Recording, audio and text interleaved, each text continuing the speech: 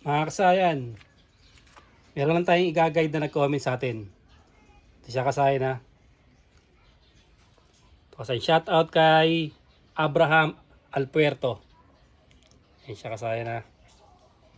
Kasayan, paki-upload po ng schematic diagram, headlight, parking at taillight na gamit ang handle switch sa stator operated.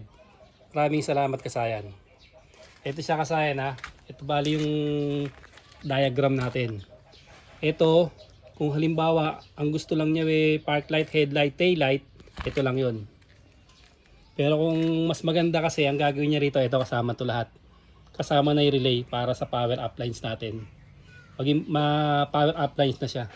XRM 125, XRM 110, SYM bonus, Wave 100, TMX 155. Ganito na yung gagawin nyo. Ito siya kasi ituro ko lang sa power uplines ha. Ito. Tutok mo dito sa may battery tsaka sa relay. Dito, pagdating dito sa relay battery, pare-parehas lang yung paglalagay sa 86, 85 tsaka yung 30. Kagaya nito, unahin natin yung 30. Ayan, may arrow na yan ha. Yung 30, papunta sa fuse ng punta ng fuse, 15 amperes. Yung dalawang wire ng fuse, isa sa 30, isa sa battery, positive. Okay, nailagay na yung fuse. Sumunod yung number 85. Yung number 85 naman pupunta sa negative ng battery. Tapos nakakapid sa negative ng battery, pupunta sa body ground para mailagay yung ganito. Ito siya. Ito, turo mo to. Para mailagay nyo yung body ground ng I-terminal ang gagamitin nyo. Ilalagay nyo tapos konektado pa siya sa ano. Nakakonect pa siya sa... Ito siya oh. Parang ganito. Paglagay nyo rito sa negative ng battery, paglagay nyo sa negative ng battery lalagay nyo sa body ground. Ayan siya number 85. Yun yung number 86, lalagay nyo sa accessory wire. Ayan siya, accessory wire yung bubukas lang siya pag binuksan yung susian. Solid black. Makikita nyo sa flasher relay, sa brake light at saka sa susian. Automatic, may power na yung dalawang 87 natin.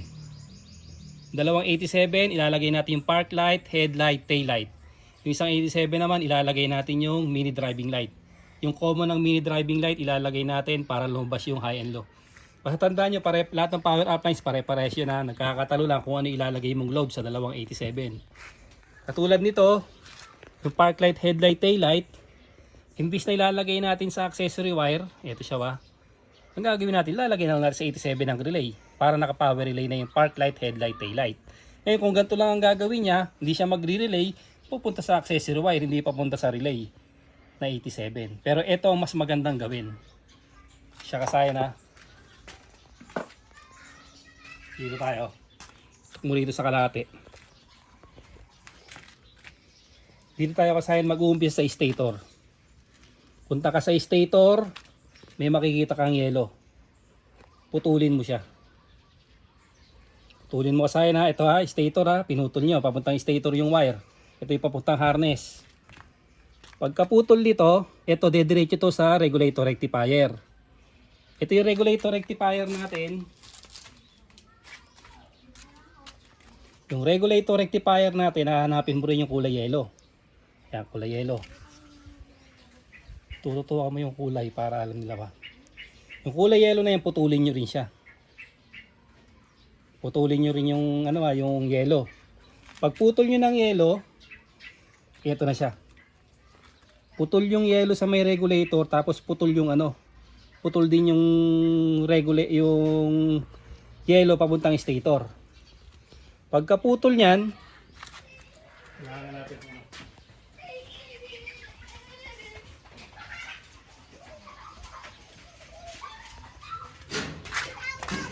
yan, nakaputol na siya nakaputol na rin dito. Wala na siya sa sa stator drive. Ang gagawin natin, ito yung magkakasama yun headlight, park light, tsaka tail light. Ito yung magkakasama na yellow wire pa rin niya kasi mahaba yan Etong pinutol nyo na yan na stator na kulay yellow, ito siya. Ito tutok mo rito. Ito yung stator Ito naman yung regulator, pinutol nyo. Pag iduktong mo ngayon dito sa rectang regulator. Ayan siya. Iduktong mo. Ayan, dinuktong mo siya na ganyan. Ganito mangyayari doon. Ito yung pinutol nyo, ano. Ito yung pinutol, ano. Ayan yung pinutol, ha. Punta siya rito. Regulator, pumunta siya sa stator. Ayan, buo na uli siya. Nakakonect na uli. Pero nakahiwalay yung wire. Nakahiwalay na yung ano. Naihiwalay na natin yung headlight, park light, tail light. Pupunta na siya ngayon sa on-off switch. Ayan na, pupunta na sa on-off switch. Ito siya. Tapos yung isang ano, accessory wire. Ngayon kasayan, kung magagawin mong ganito para mas maganda, power appliance ang gagawin mo, etong wire na to na nakalagay sa yellow, ililipat mo rito sa number 87. Ayan siya kung ipa-power up mo, ha. Pero kung gusto mo lang mag battery operated, ito siya sa accessory wire, sa on-off switch. O, simpleng-simple lang yan kasayan, okay na kagad yan. Naka battery operated ka na kagad. Pinagduktong mo na uli yung dalawa. Nakaduktong na uli stator at saka yung regulator. Pero nakahiwalay na yung headlight, park light, tail light. Yan siya kasayan, pasensya na, hindi tayo sanay mag-ano. Hindi tayo sanay gumawa ng diagram. Hindi rin tayo sanay mag-drawing. Pero makukuha nyo rin yan. Simpleng-simple lang naman kasi yan. Ang accessory wire, solid black, ha. Ito on-off switch, dalawang wire. Yung isang wire papuntang yellow. Yung isa naman papuntang accessory wire. Ngayon, kung itong on-off switch na to, hindi ka na pupunta sa accessory wire. Kung maglalagay ka ng relay. Itong isa na tong kamay na yung yellow, ilalagay mo sa number sa number 30. Ay, number 30, sorry, 87. Sa 87 siya ilalagay, ha. Bali, imbis na accessory wire, etong yellow, ha. Ito yellow, tingnan nyo, ha. Pupunta yan dito sa on-off switch. Tingnan nyo, huwag kayong malito, ha. Ito, ha, pupunta sa on-off switch. Ito palang isa nilagay natin sa accessory wire. Pero kung meron kang relay, hindi mo ilalagay sa accessory wire. Etong nakalagay sa accessory wire, idediretso mo yan dito sa number 87. Ayan na, idediretso mo, ha. Ibig sabihin, naka-power relay na yung headlight, park light, tail light. Tapos ito, dinuktong na natin kaya walang magiging problema. Ngayon, kung hindi ka maglalagay ng relay, yan ganyan ka lang, alisin na natin to.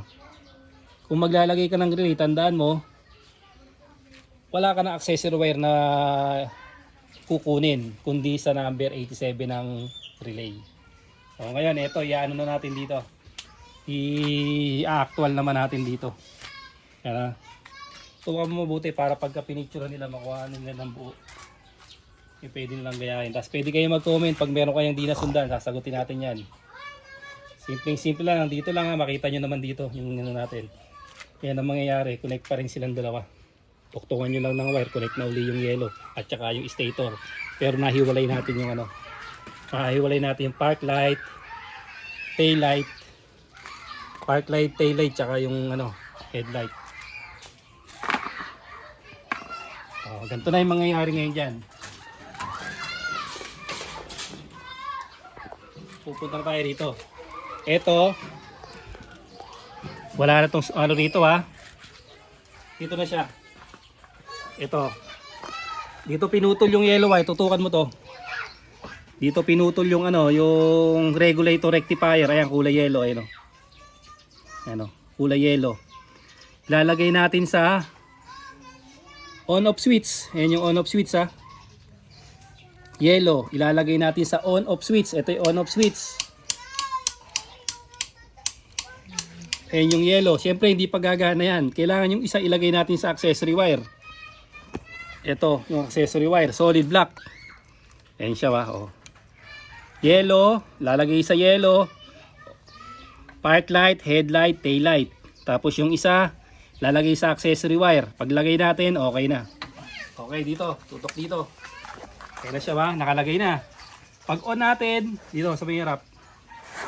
Pag on na natin, bubukas na yung ano natin. Ayan siya, oh. Yung indicator natin, yung dashboard. Oh, tapos dito sa tail light, bukas na rin ito. Ayan, bukas na siya, ba? Tapos dito, headlight, sarap. Okay, bukas na rin siya kasayan, ha. Ngayong kasayan, gagana na yung high and low nyo. Ito. Ayan. Gagana na inyong high and low. Ngayon, kung ganito yung switch nyo, ito. Dito ka naman sa kabila. Kung ganito naman yung inyong switch, may patayan kayo ng headlight. Ito headlight lang ang pinapatay nito, hindi yung kabuuan. Nakahiwalay yung ano nyo. Yung taillight, brake light dito sa harap. Ayan, nakahiwalay naman yung headlight nyo. Sa ano lang to, sa headlight lang ang switch ito. Headlight switch. Ito naman kahit wala kayong halimbawa, kadalasan walang headlight switch. Ito lang siya. Sabay-sabay na siya. Kasi pag binuksan nyo ng gabihan, gagana na yung ano nyo. High and low. Ayan na siya. Ganun lang kasimple kasaya na yung pag dito lang kayo pupunta. Ito yung switch natin na simpleng-simple lang ha. Pagputol natin ng stator dito, puputulin yung regulator, pagduktungin natin yung parehas pinutol. Tapos nakahiwalay na sa stator drive yung yellow. Ito na yung yellow ha. Pag yung yellow ilalagay natin sa isang switch kahit magkabaligtaran sa switch ha. Tapos yung isa ilalagay natin sa accessory wire. Yan, sa solid block. Pag meron pa kayong hindi naintindihan, mag-comment lang kayo at sasagutin ko yan. Hanggang dito na lang mga kasayan. Salamat sa panonood.